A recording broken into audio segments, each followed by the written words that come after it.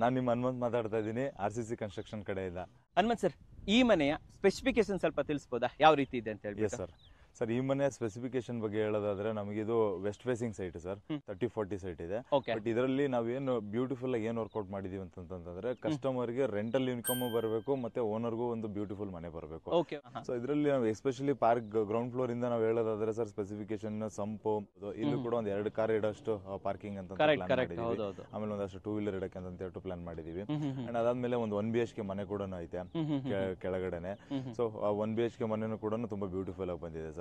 And ಅದ್ರ ಮೇಲ್ಗಡೆ first floor ಹೋದ್ವಿ ಅಂತ ಹೇಳಿದ್ರೆ, ಫಸ್ಟ್ ಫ್ಲೋರ್ ಅಲ್ಲಿ ನೀವು ನಂಬಲ್ಲ, ಸೊ ಒಂದೇ ಫ್ಲೋರ್ ಅಲ್ಲಿ ನಾವು 1 BHK ಮತ್ತೆ 2 BHK ಎರಡನ್ನೂ ಸೆಟಪ್ ಮಾಡಿ ಸಾಧ್ಯ. ಅದನ್ನ ಡೆಫಿನೆಟ್ಲಿ ಸ್ಪೇಸ್ ನೋಡಿದ್ರೇನೆ ಗೊತ್ತಾಗುತ್ತೆ sir. That is purely for rental. Rental ಗೆ ಅಂತ ಹೇಳ್ಬಿಟ್ಟು ಇವಾಗ ಏನೋ ಮೆಟೀರಿಯಲ್ಸ್ ಏನೋ ಸ್ವಲ್ಪ ಕಡಿಮೆ ಇದು, ಮತ್ತೆ ನೋಡೋದಕ್ಕೆ ಚೆನ್ನಾಗಿಲ್ಲ, ಸ್ಪೇಷಿಯಸ್ ಆಗಿಲ್ಲ ಅನ್ನಂಗೆಲ್ಲ ಏನಿಲ್ಲ, ಬ್ಯೂಟಿಫುಲ್ ಆಗಿ ಬಂದಿದೆ ಮನೆ ಅಂತ.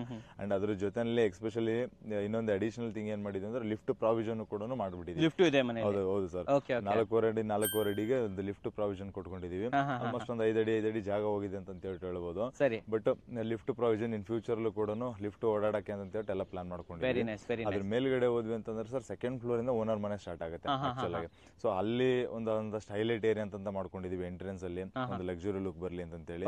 ಮತ್ತೆ ಒಳಗಡೆ ಎಂಟ್ರಿ ಆದ್ವಿ ಅಂತ ಹೇಳಿದ್ರೆ, ಸೊ ಮನೆ ಒಳಗಡೆ ಅಂತ ಒಂದು ಸ್ಪೇಷಿಯಸ್ ಲಿವಿಂಗ್ ಇದೆ, ಮತ್ತೆ ಓಪನ್ ಕಿಚನ್ ಇದೆ, ಮತ್ತೆ ಒಂದು ಪೂಜಾ ರೂಮ್ ನ ಬಿಲ್ಡ್ ಮಾಡಿದೀವಿ. ಸೊ ಪೂಜಾ ರೂಮ್ ಗೆ ಸ್ಕೈಲೈಟ್ ಕೂಡ ಪ್ರಾವಿಷನ್ ಕೊಟ್ಟಿದೀವಿ. ಅಂಡ್ ಒಂದು ಕಾಮನ್ ಒಂದು ಹಿಡನ್ ಟಾಯ್ಲೆಟ್ ಒಂದು ಮಾಡಿದೀವಿ ಸರ್. ಅದಂತೂ ತುಂಬಾ ಬ್ಯೂಟಿಫುಲ್ ಆಗಿ ಬಂದಿದೆ, ನೋಡಬಹುದು.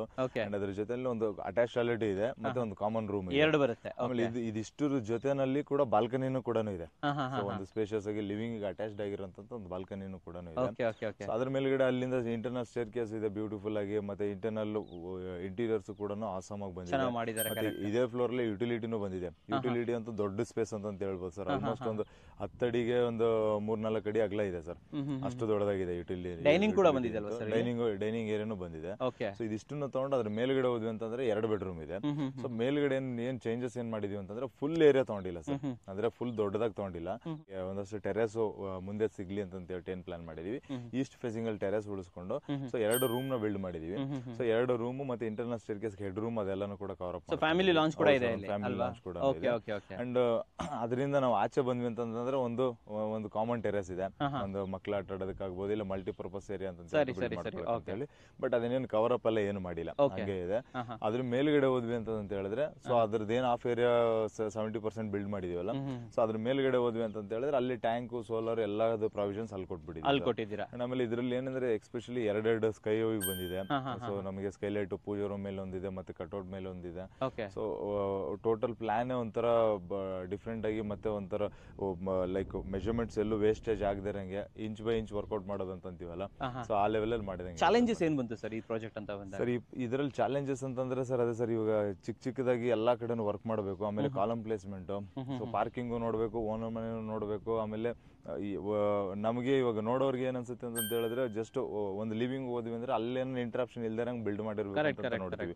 ಬಟ್ ಅದ್ರ ಮೇಲ್ಗಡೆ ಫ್ಲೋರ್, ಕೆಳಗಡೆ ಫ್ಲೋರ್ ಅದಕ್ಕೆಲ್ಲ ಅಲೈನ್ ಮಾಡೋದ್ರಿಂದ ಡಿಫಿಕಲ್ಟ್ ಟಾಸ್ಕ್. ಸೊ ಅದನ್ನೆಲ್ಲ ಮಾಡ್ಕೊಂಡು ಅದ್ರ ಜೊತೆಲಿ ಎಲಿವೇಶನ್ಗೂ ಕೂಡ ಅದನ್ನ ಮ್ಯಾಚ್ ಅಪ್ ಮಾಡ್ಕೋಬೇಕು. ಎಲಿವೇಶನ್ ಕ್ಲೀನ್ ಆಗಿ ಸೆಟಪ್ ಆಗ್ಬೇಕು ಅಂತಂದ್ರೆ it is an horrible task ಅಂತ ಹೇಳ್ತೀರಾ.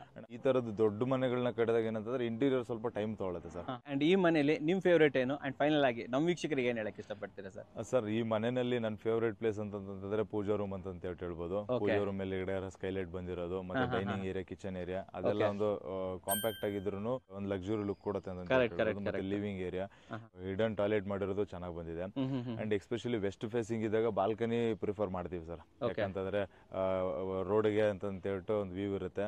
ಆಮೇಲೆ ಈವ್ನಿಂಗ್ ಟೈಮಲ್ಲಿ ಒಂದು ಬೆಳಕು ಬರುತ್ತೆ. ಸೊ ಸಾಯಂಕಾಲ ಒಂದು 6:30-7 ಗಂಟೆವರೆಗೂ ಲಿವಿಂಗ್ ಅಲ್ಲಿ ನಾವು ಲೈಟ್ ಹಾಕೋ ಪರಿಸ್ಥಿತಿನೇ ಬರುತ್ತೆ. ಸೊ ಇದೆಲ್ಲ ನನಗೆ ಫೇವರೇಟ್ ಪ್ಲೇಸ್ ಅಂತ ಹೇಳ್ಬೋದು. ಫೈನಲ್ ಆಗಿ ಈ ಮನೆ ನೋಡಿರುವಂತ ನಮ್ಮ ವೀಕ್ಷಕರಿಗೆ ಏನ್ ಹೇಳ್ತೀರಾ ಸರ್? ಸರ್, ವೀಕ್ಷಕರಿಗೆ ನಾನು ಹೇಳೋದು ಅದನ್ನೇ ಸರ್, ಏನಂತಂದ್ರೆ ಯಾರ್ದೆಲ್ಲ ವೆಸ್ಟ್ ಫೇಸಿಂಗ್ ಸೈಟ್ಸ್ ಇದೆ, ಇಲ್ಲ ಅಂತಂದ್ರೆ ನಮ್ದು ಈಸ್ಟ್ ಫೇಸಿಂಗ್ ಇದೆ ಅಂತಂದ್ರೆ ಫ್ರೆಂಡ್ಸ್ ಯಾರದನ್ನ ಇದ್ದೇ ಇರುತ್ತೆ. ಯಾಕಂದ್ರೆ ಒಂದು ಲೇಔಟ್ ಅಂತ ಬಂತು ಅಂತ ಹೇಳಿದ್ರೆ ಅದ್ರಲ್ಲಿ ಈಸ್ಟ್ ಫೇಸಿಂಗ್ ಎಷ್ಟಿರುತ್ತೋ ವೆಸ್ಟ್ ಫೇಸಿಂಗ್ ಅಷ್ಟು ಇದ್ದೇ ಇರುತ್ತೆ.